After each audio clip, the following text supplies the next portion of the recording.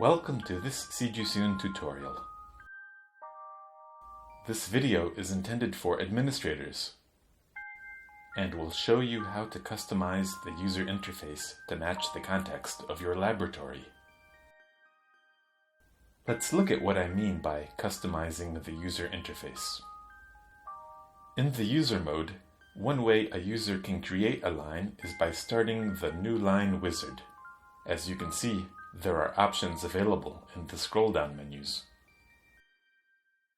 You will also find the same scroll-down menus in the search engine. Do you need to show this many species? The content of these scroll-down menus can be customized throughout the lifetime of your database. Users cannot add content to these scroll-down menus in order to prevent duplicate entries or spelling mistakes. But as administrator, you are fully capable of this. To do so, log in with an administrative account and then enter the administration mode.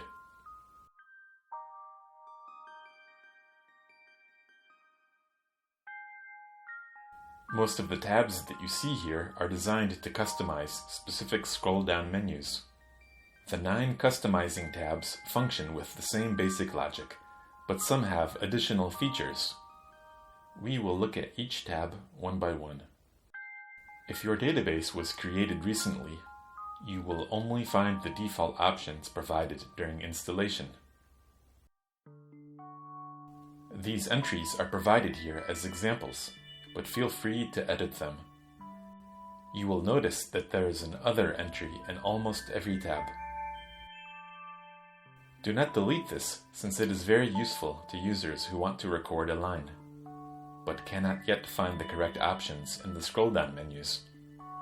These users will thus be able to select Other to finish their record, and once they ask you to add the missing options, they will be able to edit their lines. The Persons tab lists the name of present or past lab members who participated in the development of a line or its analysis. For a database that is already in use, you will likely find many names in this tab. However, if this is a new database, you will only find one entry, Other. On the right of each entry, you can select options to view the information, edit it, or delete it. These buttons will appear as well in the 9 other tabs. We also used identical buttons in the tutorial dedicated to the creation of SeedUSoon user accounts. Let's return to a database already in use and look at its Persons tab. If you want to add a name, simply click on New and enter the required info. Now, let's look at a unique feature of the Persons scroll-down menus. If you untick this box, the name will only appear in entries already recorded with this name. On the contrary, the name will no longer appear when creating new entries. At any time, you can change its status. Simply activate or deactivate the box. This is very useful for lab teams with a high turnover, so that the scroll-down menus will only show the names of current or recent team members. Entries can be deleted one at a time,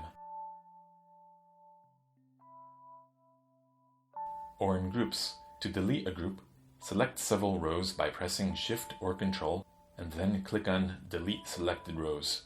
However, you will only be allowed to delete entries if they haven't been used in any lines or experiments. As you can see, 2 columns are used to indicate the number of lines or experiments corresponding to each name. If a 0 appears, you can delete the entry. Another particular feature of the Persons tab is that you can upload names in bulk from an Excel or CSV file. If you want to do this, take a look at our tutorial on importing bulk data from Excel or CSV files, which will also show you how to bulk import lines or seeds. Now, let's look at the Species tab.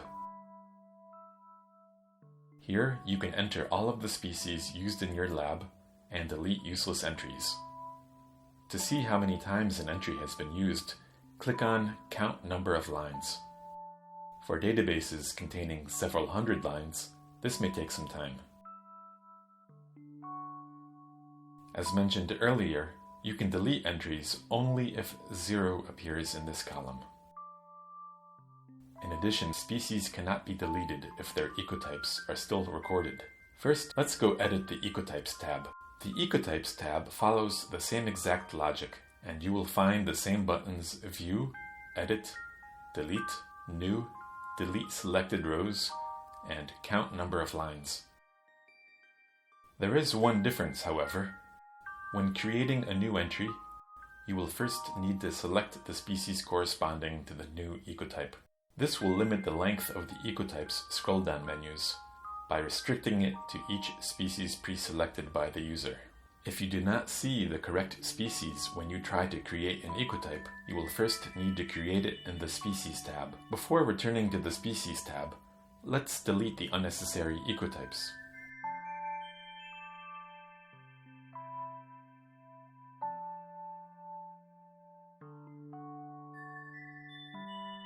Now, let's go back to the Species tab and try to delete unnecessary species again.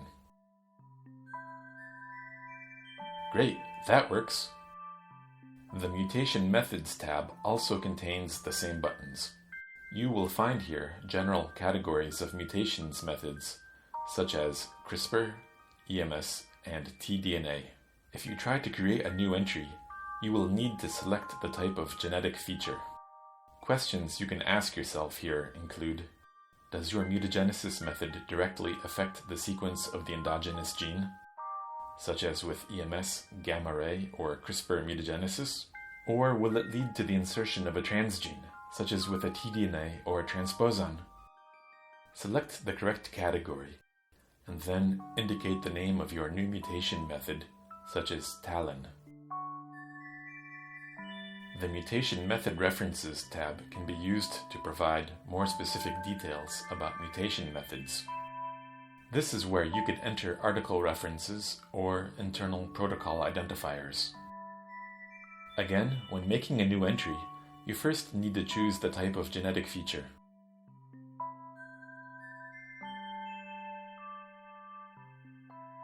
The Strains tab lists the bacterial strains used for tDNA transformations.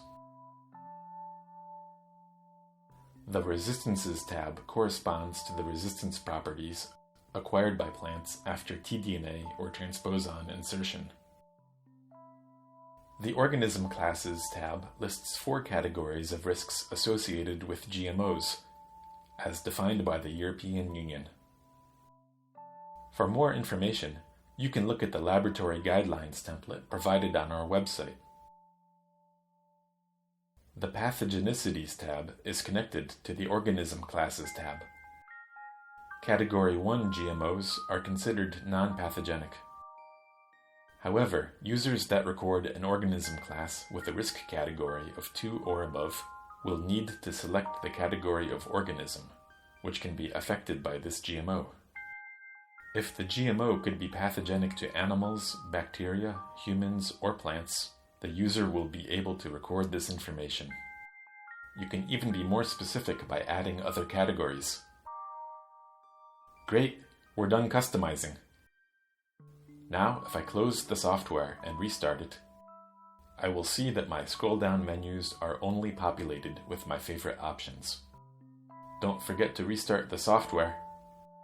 Simply switching from the administration mode to the user mode will not refresh the menus. Alright, now you know how to customize the SeedUSoon software so that it only displays options relevant to your laboratory. Don't hesitate to change or enrich the interface throughout the lifetime of your database. The program was designed to do this. If you want to learn more about other options while in the administration mode, such as setting the parameters for alarms or how to perform bulk data import, take a look at our other tutorials. See you soon!